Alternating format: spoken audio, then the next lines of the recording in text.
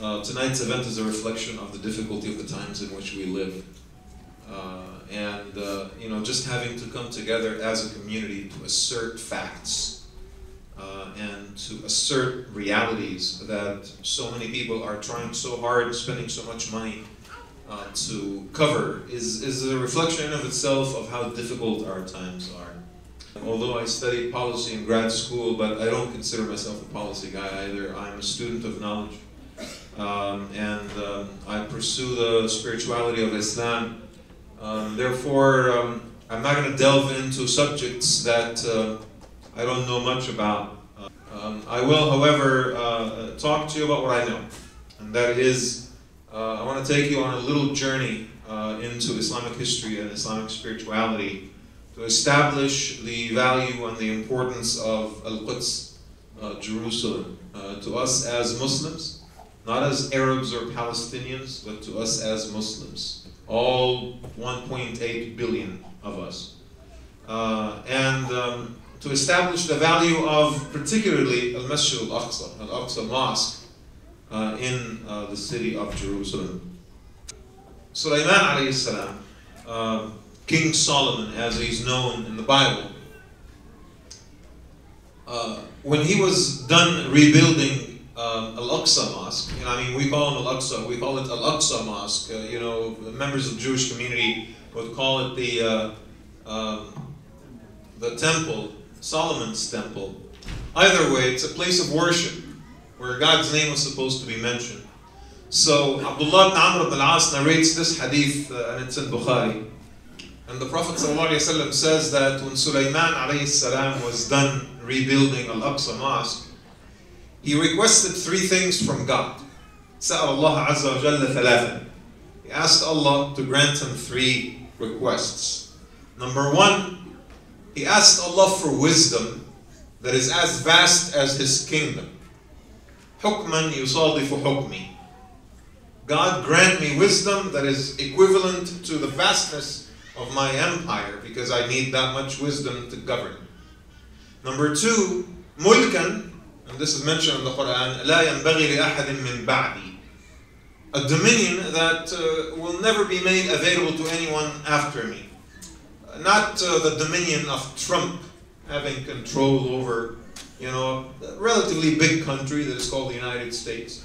Not the dominion of, MBS, who will enjoy the $450 million portrait of Jesus on his $450 million yacht, as you all know. And it's not a dominion like any king that ever existed on this earth or will ever exist. Sometimes my son asks me, once before, why did Sulaiman ask God to grant him a dominion that will never occur to anyone else, ever? Isn't that like a bit of a show-off, like he's asking God for something so that he has that unique quality, that he was a king like no other? And I said to my son, what Sulaiman essentially wanted to do is for Allah subhanahu wa ta'ala to grant him the one thing that can break men and bring them to their knees, and that is the fitna of power, the trial of power. Men can stand all types of trials, but when it comes to the lust for power, that's the one that destroys our hearts, right? So Sulaiman wanted to say to God, grant me power and dominion that is as vast as the greatest king that will ever exist on this earth, and Lord, I will show you that it won't corrupt me, that I will use it to do good, to honor your word, to serve your people. At least that is our understanding of Sulaiman alayhi salam, right? And the third is this beautiful statement, and that's when the Prophet ﷺ himself got excited saying it.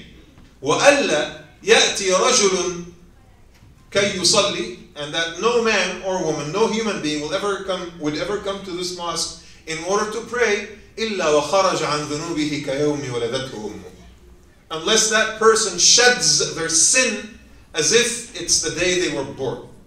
How many of you have been to the Aqsa before? It's a very small percentage, right? How many of you prayed in Al-Aqsa Mosque? I consider myself to be one of the lucky ones that actually prayed in Al-Aqsa. And I think, over the course of the years, there is nothing that I shared on social media that generated more reaction. Not the pictures of Umrah when I'm taking a selfie with the tower clock, or any of the pictures that we take, this was the one picture that generated most response. When I took a picture of myself and my friends and the brothers at Al Aqsa Mosque, about 4 or 5 years ago, it was one of the most blessed experiences. Abdullah ibn Amr ibn Khattab took that hadith so seriously that every time, the good winds carried him to Palestine in order to pray at Al Aqsa Mosque, he would literally refrain from doing anything, not even drinking a drop of water. And he would just go in order to pray and leave, so that the dua of Sulaiman alayhi salam applied to him. That he only came to the masjid to pray. So if you go to Palestine, and I pray to Allah subhanahu wa ta'ala that one day in the very near future, every Muslim will taste the sweetness of making sujood in Aqsa. Every single one of us. Because there's a huge wall and obstacle that stands between us and the first qibla in Islam. And when we do, I ask Allah subhanahu wa ta'ala, if you ever, planning to visit Al Aqsa Mosque, make sure that there is one visit for tourism and pictures and everything, but there is one visit to just pray. Hopefully, preferably Jum'ah, right? Just pray and leave, and all of your sins will be completely shed, like they never existed. So my question to you is this. Was Al Aqsa Mosque built by Sulaiman alayhi salam? No. It was rebuilt by Sulaiman. It was just rebuilt by Sulaiman. Just like the Kaaba was rebuilt by Ibrahim alayhi salam. He's speaking of Ibrahim. Ibrahim, just a few centuries earlier, also prayed at Al Aqsa Mosque and he rebuilt it. You know that? Did your Imams tell you that Ibrahim alayhi salam had a hand in the reconstruction of the Kaaba and the Masjid al Aqsa? Did you know that? But the question is, did Ibrahim alayhi salam build a Masjid al Aqsa from scratch? No. Ibrahim alayhi salam rebuilt it. So who built al Masjid al Aqsa then? All Muslims out there who advocate for Al Aqsa Mosque and they talk about it all the time and they yearn to pray there. Do you know who built it? Who built it? Ibn Hajar al-Asqalani tells us an extended story where Abu Dharr al-Ghifari came to the Messenger ﷺ and asked him the same exact question. You know what he said? He said, Ya Rasulullah, أي مسجد وضع للناس أولا? Which was the first mosque, place of worship to ever be established to man? And the answer to that one is easy. The Prophet ﷺ said, Al-Haram al-Makki, Al-Kaaba, right? إن أول بيت وضع للناس للذي ببكة مباركة. The very first place of worship that was ever established to humanity was the place of worship that is in Mecca, Al-Kaaba. So Abu Dharr asked him, what was the second place of worship that was established on earth? And the Prophet ﷺ said, Al-Masjid al Aqsa. And Ibn Hajar comments on the hadith, and he says, بناه آدم عليه السلام 40 عاما بعد الكعبة. 40 years after the construction of the Kaaba, that it was, created from scratch, Allah subhanahu wa ta'ala asked Adam alayhi salam to build al-Masjid al Aqsa. Who helped Ibrahim, rebuild the Kaaba? Ismail, his son. Who helped Adam build al-Masjid al Aqsa? The angels. One of the brothers said the angels, right? The angels helped. It was a collaborative effort between Adam alayhi salam and the angels. And I can share with you the sources if you guys ask me after the talk, inshallah. Alright, so keep that in mind. The Kaaba was built by Allah subhanahu wa ta'ala, not Allah subhanahu wa ta'ala directly, but the angels at the behest of Allah, right? And actually the ayah, I want you to examine the ayah. It says, إِنَّ أَوَّلَ بَيْتٍ وُضِعَ لِلنَّاسِ. Not أَوَّلَ بَيْتٍ وَضَعَهُ النَّاسِ. أَوَّلَ بَيْتٍ وُضِعَ. The first place that was established, that God established to humanity. We had nothing to do with it. Allah subhanahu wa ta'ala is the one that built the Kaaba, not us. Right? At least the very original form of it. Whereas Al-Masjid al Aqsa was a collaborative effort between the angels, representing divine will, and Adam alayhi salam representing us, human beings, right? It's a beautiful thing, alhamdulillah. Now here's what I'm trying to get at. Just keep that distinction in mind. One house of worship was built directly by divine power, and another house of worship was built by this collaboration between divine power and human will. Okay? Speaking of human will, we ask this question all the time. A lot of people, especially young Muslims, they ask us, they come to the Imam and they ask us, you know, what about predestination? What is the extent of human will? How many choices do I have in my life and my existence? Can God override my choices? Can God take over my free choice? Right? Now these questions were implied in the earlier teachings of Islam, and at the Prophet's time people never questioned them. It was later on when, you know, especially during the Abbasid dynasty, Al-Abbasi, Dawla Al-Abbasi, when there was this movement of, you know, intellectual production and translation from Greek works and stuff like that, the movement of intellectualism created one of the very first groups that came to the fore, and it was called Al-Qadariyya. What did the people of Qadariyya say? They said that human beings are in control of all of their actions. God does not intervene in anything. Whatever you do, good or bad, is coming from you. Don't put it on God. That's why they call them Al-Qadariyya. And of course that doesn't make sense. Because what's the point of dua then? What's the point of asking God for help? What's the point of believing qada and qadar? Right? So another group came to the fore in response to the Qadariyya that preached the exact opposite of that. You remember what that group was called? Al-Jabriyya. Right? Al-Jabriyya. He said, no. It's not like that. Human beings produce no choice whatsoever. We are like leaves carried by the wind, and we are just flying according to God's will. Good is produced by God, and evil is produced by God. Does that make sense to you? It doesn't. Because how can God hold us accountable and put heaven and hell on the table if we have no control over our choices whatsoever? And that's why the scholars of what we call today Ahlul Sunnah al Jama'ah, they came with this literature on Aqidah, and they started saying, listen, God's will exists, and it changes things. And maybe you're going on a course of your own choice, and something happens that interrupts that course. But at the same time, human will also exists. I can choose to leave this hall right now and just go home. Right? It'll be rude, but I can choose to do that. One of you can choose to just get up and leave. You can eat your snacks. You can breathe. You can yell. You can scream. You can leave the room, right? So the scholars said that God's will exists and human will also exists. وَلَكِنَّ إِرَادَةُ اللَّهِ غَالِبًا. God's will always come to pass. Allah will override your will when He needs to, when He deems this appropriate. And that became the understanding that human action is neither a mere product of God's will nor a mere product of human will. It's what? It's a combination of both. And that debate, by the way, comes up every year when we think of the legacy of Al-Habib, Rasulullah sallallahu alayhi wa sallam.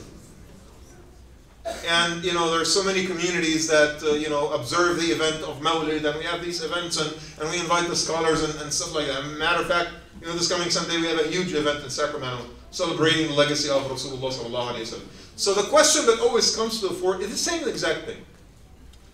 Did Allah prepare the Messenger ﷺ to become an amazing human being by divine intervention? And when he was ready, He gave him prophethood? Or was the Prophet an amazing person that deserved prophethood on his own? Do you understand the distinction? The two questions are asking very, very important things. The same thing about God's will versus human will. Is he an amazing human being because God wanted him to be so that he becomes the vehicle of the last message, or he was an amazing human being and made good choices, and that made him deserving of the honor of prophethood? And the scholars always say that the truth is somewhere in the middle. He was both at the same time. Remember the story Hadithat Shaqq al-Sadr? The story of Jibreel alayhi salam cleansing the Prophet's heart and all that? That signifies divine will. But the Prophet ﷺ was also as-Sadiq, al-Amin, and he did all these things in the days of Jahiliyyah on his own cognizance, because of his own choices, right? Let me extend the argument a little bit. How many of you heard of Banu Shayban? Banu Shayban is a tribe of the Arabs that came from the north. Imam Ahmad ibn Hanbal is a Shaybani, by the way. He's a descendant of the Shaybanis. Banu Shayban, one of the men of Banu Shayban, his name is Al-Muthanna ibn Haritha. One of few people that were contemporaneous to the Messenger ﷺ, but are not considered a Sahabi. He met the Prophet while the Prophet was alive, but he only accepted Islam when? After the Prophet passed away. And that made him a tabi'i, and for the rest of his life he regretted that, right? The Shaybanis, and their leadership at least, they had a meeting with the Prophet ﷺ in Mecca before the Prophet met with the delegation of Yathrib. This is really important, I want you to pay attention. Very important part of our history. And the Prophet offered them Islam. And they agreed with everything, but they told him, Ya Muhammad, we cannot defend you from the Persians, from Kisra, the king. Because we are allied with them, but we will follow everything and we will defend you from everything else. He said, sorry, I cannot accept that. It's either you take Islam as a package or you drop it as a package. So the leaders of Banu Shayban, they said, okay, fine, don't worry about it. You're a good man, but we're not going to follow you at this time. A few days later, the Prophet ﷺ, was a delegation of Hajj. A few days later, the Prophet ﷺ met which delegation? Yathrib. And what did the delegation of Yathrib say? They say, نَمْنَعُكَ مِمَّا نَمْنَعُ بِهِ أَبْنَاءَنَا وَأَزْوَاجَنَا. We will protect you from anything in this world, the same things that we will protect our very families from. And suddenly, Yathrib evolved into the city of Medina. And the Muslims migrated to Medina. And the Prophet ﷺ built, first thing he did over there is build Al-Masjid al-Nabawi. Right? Al-Masjid al-Nabawi. So wait a second.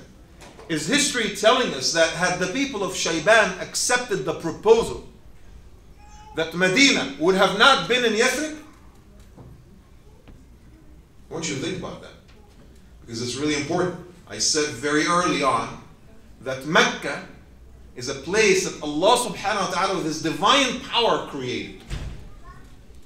Medina, however, Al-Masjid al-Nabawi, is entirely dependent on human agency.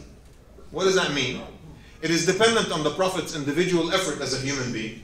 Him preaching Islam to all these delegations that came to Mecca during the season of Hajj. And it is also dependent on the refusal or the acceptance of other people. Shayban said no, Yathrib said yes. They deserved to house, the third most important place of worship in Islam.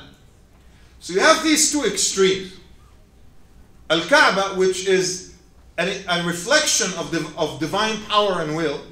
And then you have Al-Masjid al-Nabawi, which is a reflection of human effort, but which is the place that the Muslims turned their faces to when they started praying.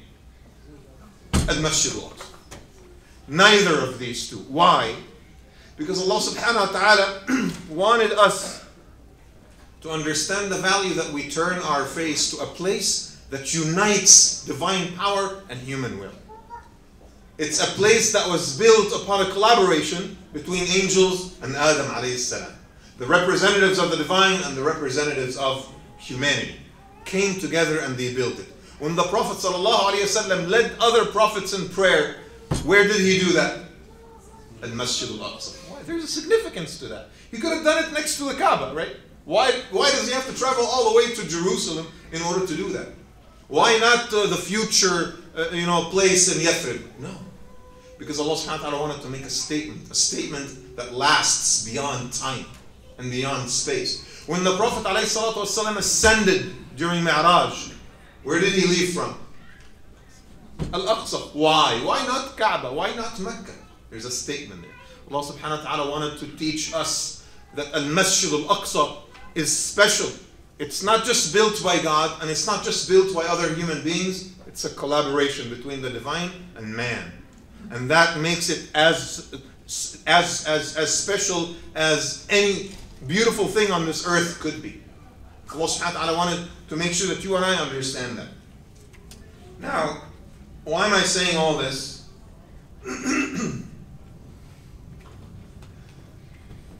Because I wanted to establish to you why Al-Masjid al Aqsa matters so much to us as Muslims. This is a matter of divine philosophy. I don't want us to be, superficial and weak, and we don't know what we're talking about when we talk about our own sacred places. We don't know the history and we don't understand it. If non-Muslims came to you and asked you, why is Al-Aqsa so important to you? You guys have so many mosques. What would you say to that? Choppy answers. We don't offer a coherent answer. Al-Masjid al Aqsa represents a divine philosophy that Allah subhanahu wa ta'ala wanted us to pay attention to, a timeless place that represents a moment in history, a rare moment, where human and angel came together to establish a place of worship. And I always say, as Dr. Khalid mentioned this, by the way, eloquently a few minutes ago, the city of Jerusalem represents religious significance to all the Abrahamic faiths, right? Jews, Muslims, and Christians. Why? When you think about it, Al-Masjid al Aqsa evolved over the centuries, reflecting how the message of God Himself evolved. And Al-Masjid al Aqsa stands as a testament to the unity of all the sources. Judaism, Christianity, Islam, they all come from the same source. Al-Masjid al Aqsa is supposed to be an instrument of unity that brings people together, not an instrument of war and dissent and division, right? Which is a really important lesson for us Muslims as well. Because you know what? I'm pretty sure, I'm 100% sure, that there are churches and synagogues across the country right now that are holding meetings like this and saying very uninsightful things.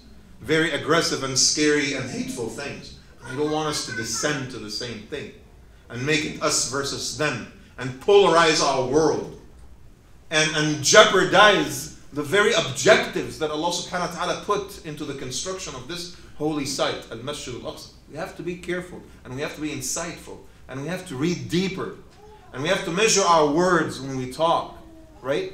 And we cannot just, hurl things at people without really understanding what they mean. Umar ibn Khattab, when he arrived to the city of Jerusalem, when he annexed Jerusalem peacefully, there was no war. He took it from the Romans, right?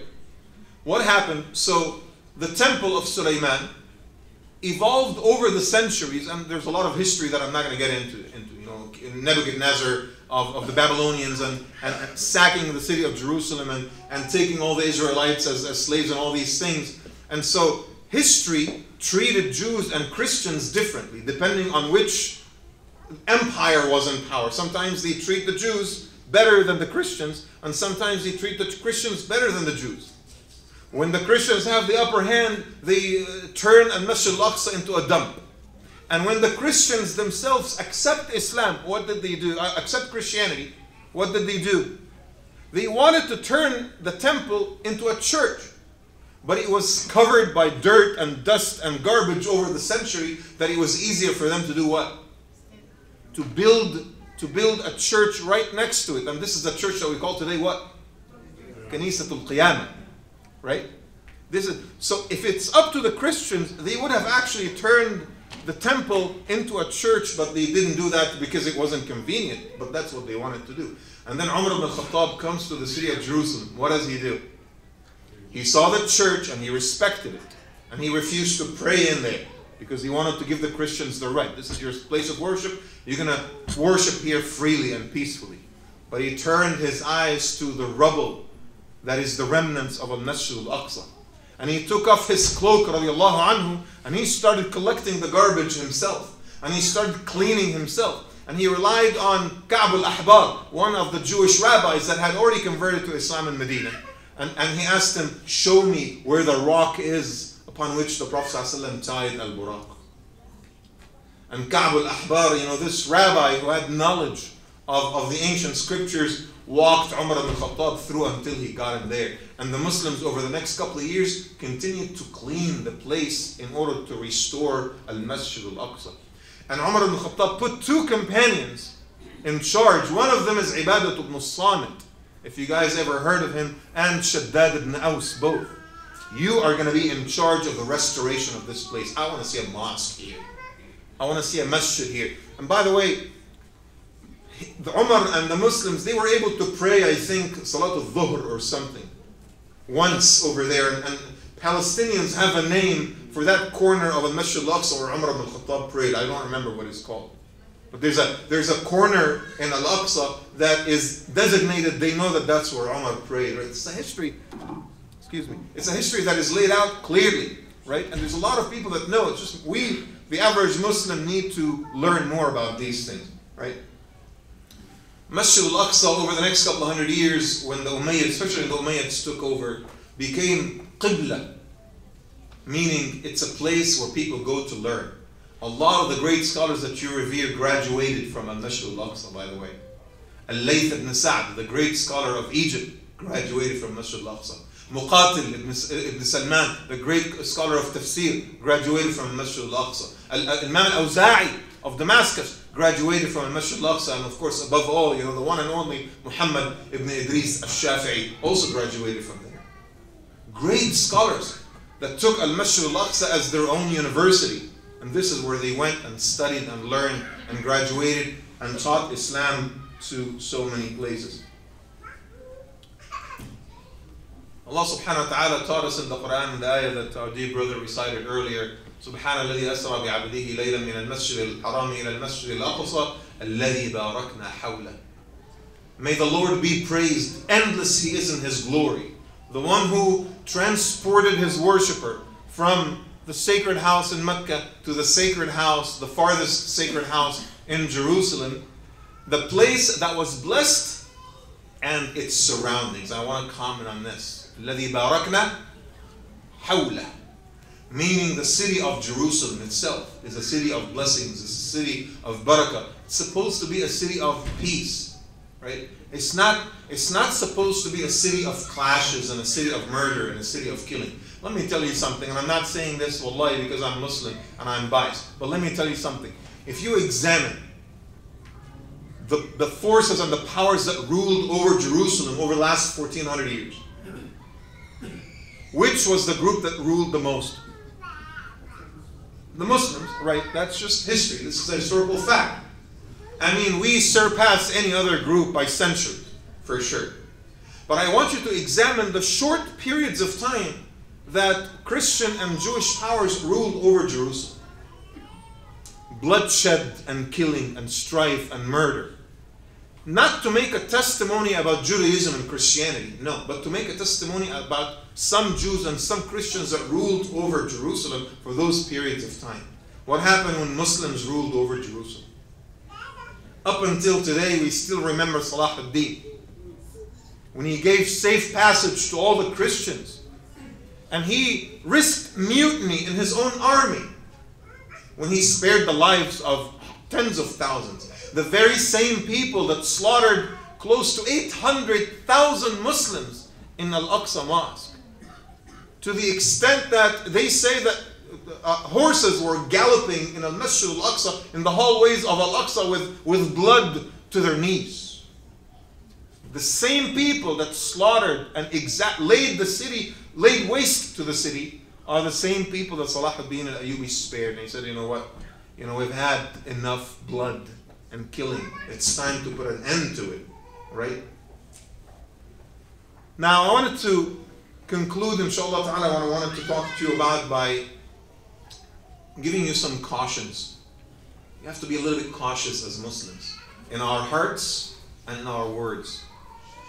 Dr. Khalid alluded to this briefly earlier. We cannot allow ourselves to make the mistake of turning this into somehow a national thing for the Palestinian people. Palestinian people may think of it that way because it's their country.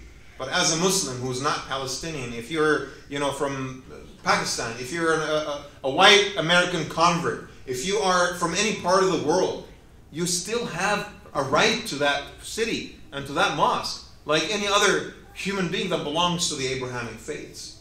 So I refuse to say things like, so the Israelis say, oh, Jerusalem is Jewish or Jerusalem is Israeli. I refuse to say that Jerusalem is Palestinian or Jerusalem is Arab. Al-Quds Arabiya, right? I don't want to say that. And I know that some of you may feel a little bit weird when I say this, but I don't want to say that. Because Muslims who are not Arabs have the same love for that city like Arabs. And there are Christian Arabs who consider that they have a right to the city, and they're not Muslim. We have to be insightful in the way we talk about these things. And I'm not just saying that we need to do this for public consumption, for PR and outreach purposes to win allies. I am saying that in our hearts we need to genuinely believe that this is a larger issue than just national identity or whose capital this is going to be. This is a much bigger issue. The most important church in Christianity is there. The most important holy sites for Jews are there. One of the most important holy sites for Muslims is there. We can't just wipe all that out and say, oh, it's just ours. We can't do that. In our hearts, we have to morally refuse to allow ourselves to descend to that level. We have to demand things that are insightful, that are reasonable. Okay, I don't know exactly what those things are, but I'm just saying we're not going to resolve an age-old problem in this debate, right? We're just going to scratch the surface and start a conversation and hoping, inshallah ta'ala, that we will achieve some results. Number two, the other thing that I wanted to caution against, we should never, ever, ever make the mistake of turning this into somehow some kind of a religious war. This is not Muslim versus Jewish. You guys have to be super careful. In your hearts, I'm not just talking about what we say to the media or to other people or our allies are not Muslim. In our hearts, you cannot in your heart believe that God somehow cursed an entire group and made them bad and evil. Speaking of human free choice that I said earlier, right? If that's the case, then what responsibility do they have? You have to think about that.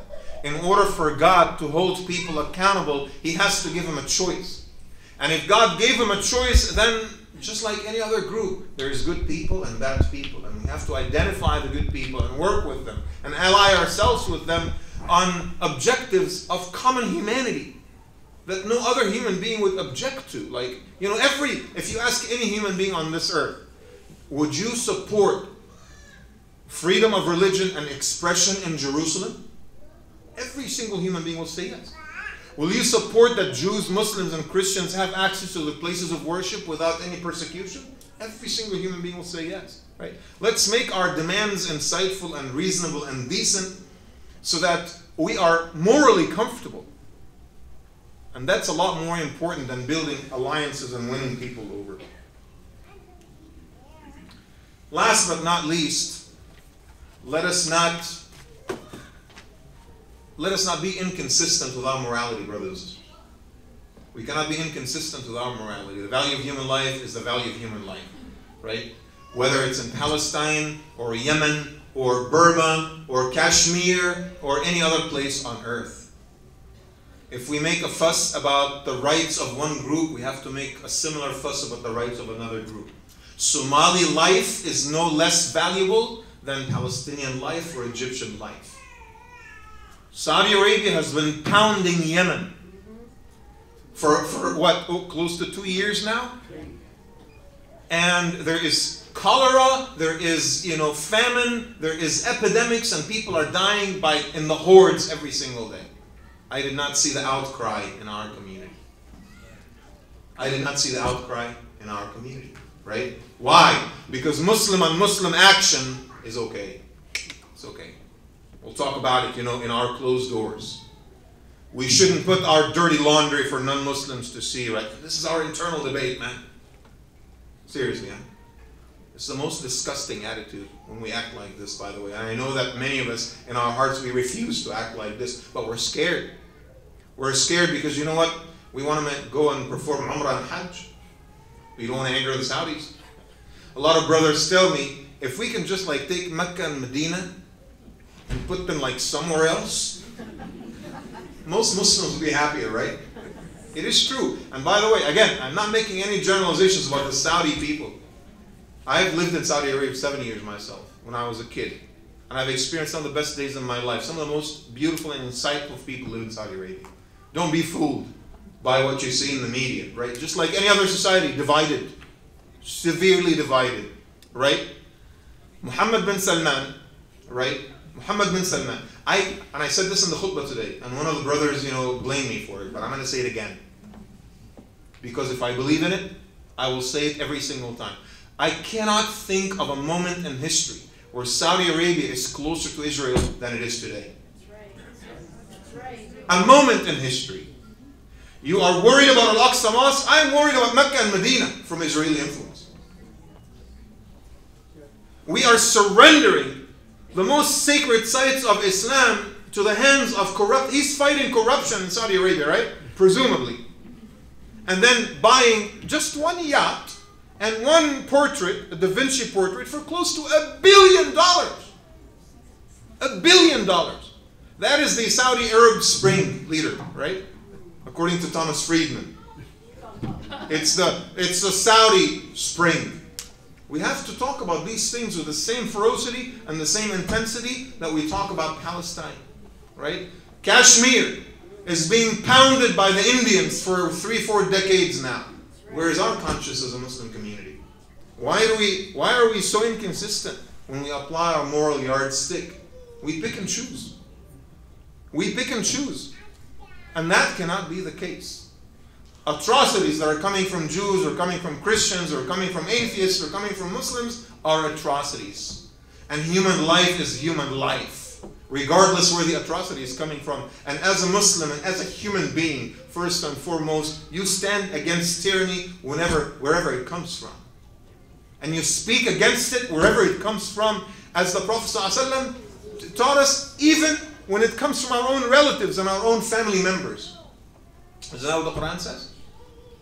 When injustice comes from your own family, you need to stand up against it. That's what the Prophet taught us, ﷺ. And I pray to Allah to help us maintain our level heads and level hearts in these difficult times. And I ask Allah subhanahu wa ta'ala that we would still act in a way that reflects our own morals and our own values and the teachings of our beloved Prophet sallallahu alaihi wasallam. Thank you so much again for being such good listeners as usual. May Allah subhanahu wa ta'ala bless you and strengthen you as a community. And I ask Allah to utilize us to take this knowledge and do good with it, inshallah. Thank you so much. Jazakumullah khairan. Assalamu alaikum wa rahmatullah.